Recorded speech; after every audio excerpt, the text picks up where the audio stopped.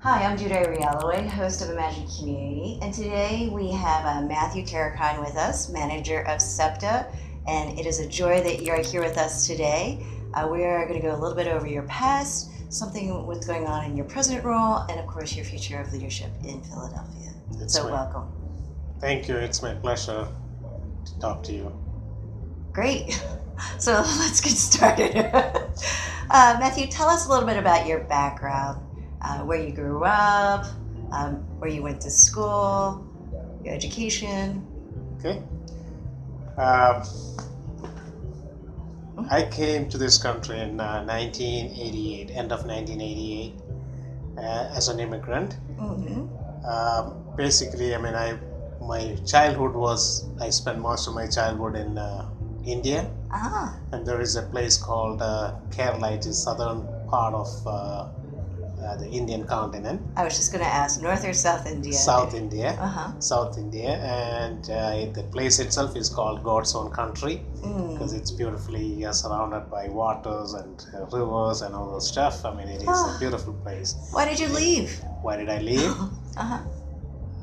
Probably crazy. No, not really. It's to have a better living conditions and better educational opportunities and job opportunities. The place where we are from, the southern state Kerala itself, is a highly educated community. Actually, it is 100% literacy in our state. That's amazing. World's number one place of 100% literacy is that particular area from India. Even in the United States, you don't have 100% literacy. I was going to say the exact same thing. Right. So most of the people have at least the minimum a bachelor's degree or a master's degree. A minimum. A minimum. Well, here in the United States, it's only 27.5% of the U.S. population that has a bachelor's degree. So that's amazing. Amazing thing. So if you look around, you'll see a lot of Keralite South Indian people who speak a language called Malayalam. They are around. Whenever you look around, you see many of them. Wow. They're very hardworking people, and they just go all over the world and settle in different countries. Most of them are doctors and engineers and scientists, and they further their education. They get doctoral degrees, and so when I came here, I had a bachelor's degree and a diploma in electrical engineering. So I continued to go to universities here, and I took my master's in finance. And then I continued to take my postmaster's in computer science. So I have a couple degrees. I have two bachelor's degrees and a master's and a postmaster's. And I have some certificates too, like operations management certificates and project management certificates. And I joined with SEPTA in the beginning. When I came here, I had a hard time to find the job. But since I have a technical background, people were always looking for technical people, like mechanical, electrical. So I had a good background working as an electrician. I used to work in Gulf countries. Oh, wow. So it was quite easy for me to get a job at SEPTA as a mechanic. So is that what brought you to Philadelphia? That is how I came to Philadelphia. I started working with SEPTA, and in 5 years I became a manager for operations maintenance manager. And I worked with SEPTA for this is my 28th year. I know, it's on LinkedIn, 28 years. 28th year, and recently I got promoted to oversee another department. It's called SEPTA's DBE department, Disadvantaged Business Enterprises, where SEPTA since they are getting a lot of federal government subsidies, and most of the projects are done by federal government money. Right. There is a law which is there to take give certain percentage of the work to the minority and women-owned businesses. Sure, it's federal contracting. Federal contractors. So mandated by Congress. Correct. So that is my background, and and the next I can ready to go for the next question. Oh, great. So it sounds like you have a lot of educational experience. And when you initially came to this country, you mentioned that it was difficult for you to find a job. Do you feel that any of these challenges were perhaps linked to racial discrimination or other discrimination issues? Perhaps I didn't really feel it in that way in the beginning. But as any immigrant coming to this country, I mean, we all face this kind of racial discriminations, and I have faced many challenges, many discriminations, even inside the work and outside the work, both. Sure. Would you like to talk about one of them? There's one in particular? My promotional opportunities itself, where I mean, it took 26 some years for me to move to an upper management level. Right. And I had to do a lot of other things outside my job to get that. I mean, I had to go all out of my way to start participating in community activities and voluntary work, and then some of the political work, which I had to do campaign for Obama and also increase my moving around and talking to people and learning a lot of leadership skills. Leadership skills itself. I started developing that, and then I had a good backing. Then eventually I was able to get into certain level, and recently Kenny, when he was running for office, I mean, I supported him. I organized many meetings for him in different community level, and also he liked my background, transportation, and I had a lot of transportation plans for the city. Great. So he liked the idea, and he appointed me as a co-chair for his transition committee. Great. And I wrote a plan for his transportation. There is something called Vision Zero to reduce the traffic accidents in the city. And he liked that, and they are working on that in the transportation department. They're working on that Vision Zero, and it may be one of his goals for the next year to make a Vision Zero as a law. Oh, congratulations! For this city. That's huge. That is huge. So it sounds and like those your are work the kind is not of unnoticed. those are the kind of accomplishments I was able to do it because I just put my time into it, and other than my busy work at 8 hours or 10 hours at work, and I started putting more hours into it, and on the weekends I work sometime. Of course. For the community, and we have a community organization called ORMA. Right. Tell me more about that. ORMA is it's the full form ORMA, ORMA, O for overseas resident, R resident, or ORMA, M for Malayali.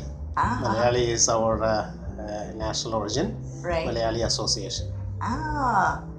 And what's your role in ORMA? I'm a secretary of ORMA, and we have a website called ormaworld.com. It's an international organization, but it started in Philadelphia. Oh, great! With a couple of our friends together, we started it, and it's growing. And for that, we need a lot of help. So that's www.ormaworld.com. Tell us a little bit more about the Malawi population in Philadelphia. Malayali population in Philadelphia came in early 1940s. Oh, wow. Actually, they came by ship. Some of them came to get higher education here. And most of them stayed back here, found some good jobs, and the descendants of that were there for a couple of years, and then the new immigration law started, like, you can bring your family members, and that is how the population grew. Then in early 70s and late 70s, in fact early 80s too, there was a shortage of nurses were there. So Malayali community had a lot of nurses at the time. They were a lot of women were nurses, and they went to consulate in Delhi, New Delhi, and consulate in southern part of India. Right. And they were willing to come here to work for the hospitals here in Philly and New York and Washington area. A huge number of nurses came over, and then they settled, and they started to bring their own families, brothers, sisters, and parents. Great. Then their children went back to India and got married and brought More their people spouses, over. and then the population increased, and I could say it is over 5 million people are there all over United States Wow. of America, and here in Pennsylvania itself we have about closer to 600,000 people are here, and Philadelphia I could say about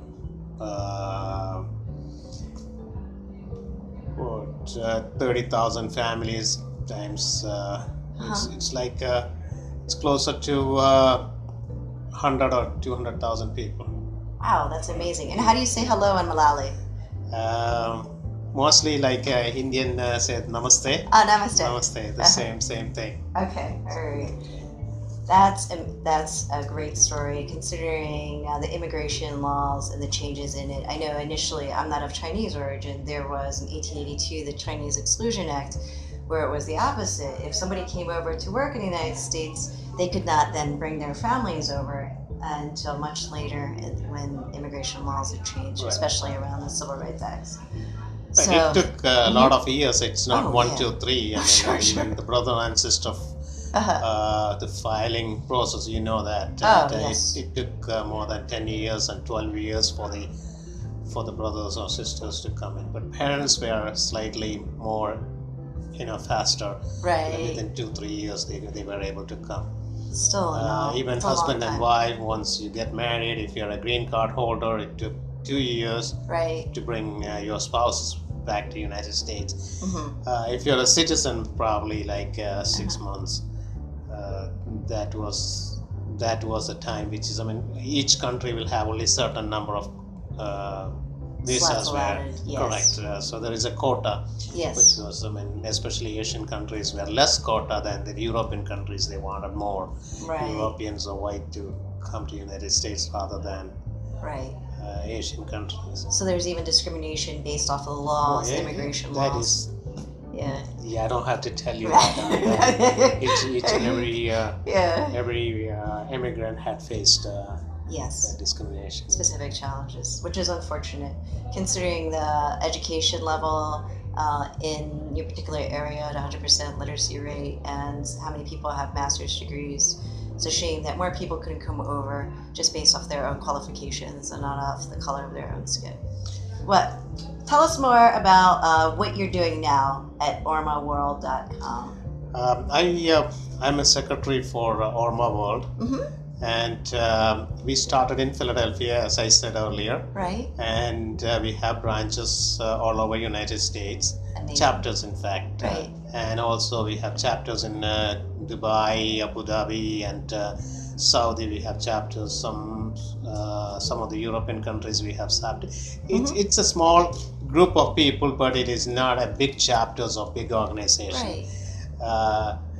And in Philadelphia, since we started it, and we need a lot of help right now. Yeah, what's We going would on? like to have sponsors who can sponsor some of our events. What type of sponsors are you looking for? Sponsor who can conduct an event or give some kind of a place for to have a conference or a seminar, or and also get somebody to speak, paying for the speaker, and also renting the place. Sometimes you need rent for the thing, and also Sure. meeting the community people. And if if some community members are financially has some problems, then we can always help them too. Oh, that's So that is another thing. I mean, housing sometime, and also scholarship for the children. So nonprofit sponsors, corporate sponsors, Sponsors, private non-profit. foundations. Correct. That is what I'm individuals, just looking something like that. And you're actively taking donations at this point in time? Correct. We take donations, and and this is not a 501 Oh. So it started as a corporation. Okay. Corporate Yeah, so That there's a is- corporation as a C Corp? C Corp. That is how it is registered. So we would like to change that to 501c Oh, okay. eventually. I was just going to ask whether your donations were tax deductible for people that might be interested to be able to help out your community, but at this point in time, it is not tax deductible. It may not be a tax deductible right now That's because okay. it's not a 501. C3. Correct. Yeah, that could take some time, a couple of Correct, months, in order to correct. be able to transition over. Correct. And so besides sponsorship that is non-tax deductible, what else does ormaworld.com need in terms of assistance? We wanted to grow. That is our motive. Like we wanted to grow into a bigger community group. So any kind of help you can Okay. give us. I mean, that is what I mean. Like you can advertise volunteers. You can advertise through your brochure or even in TV or Right. anywhere you can, wherever you have connections with, you can advertise our organization. And we wanted. There is no membership fee right now, so great. we don't have that any too. funding. We don't have any. Oh, wow. Anything. So what we do is whenever we have seminar or conferences, we just collect from people, and that is how we do it. And how often do you have seminars and conferences for interested sponsors? We had recent one. We had it in Christmas and New Year. We did a small celebration kind that's of thing. So it was a cultural activity, and we had our kids dancing and had cultural programs. We also invited some speakers to give the Christmas and New Year message too. Oh. And prior to that, we had whenever we have something like Independence Day of Indian Independence Day. And when is that? That was in August Ah. last year, and now the Republic Day is coming up in January 26. We wanted to do something, but since I have only one more week left over, so I'm just trying to contact, see whether our commission can do something, whether we can have a small gathering at mayor's office, on the second floor. Second floor, so that we can have a Conversation. small group of people and have a flag raising or something like that to great. talk about how India got republic or how India got independence, and those are the kind of things. There are so many Indian Americans active in American politics. In fact, it's the fastest growing ethnic group in American politics out of the Asian Americans. Correct. So it's really a fascinating dynamic to see all of you grow and your leadership.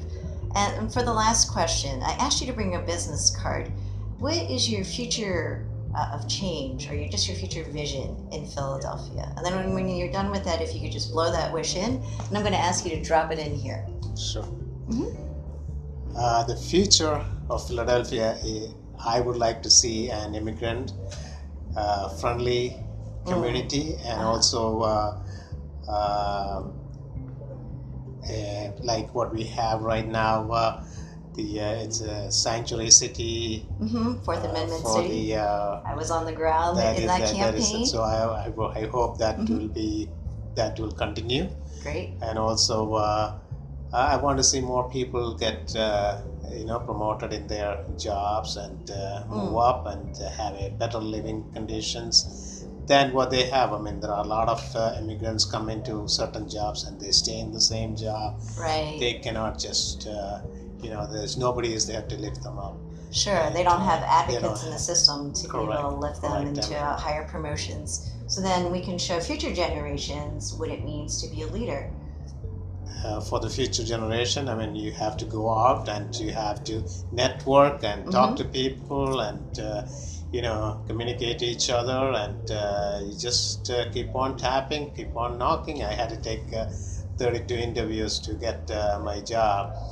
All 31 times, even though I was the most qualified or most highly educated, highly experienced person. I mean, I didn't get the job because I didn't have the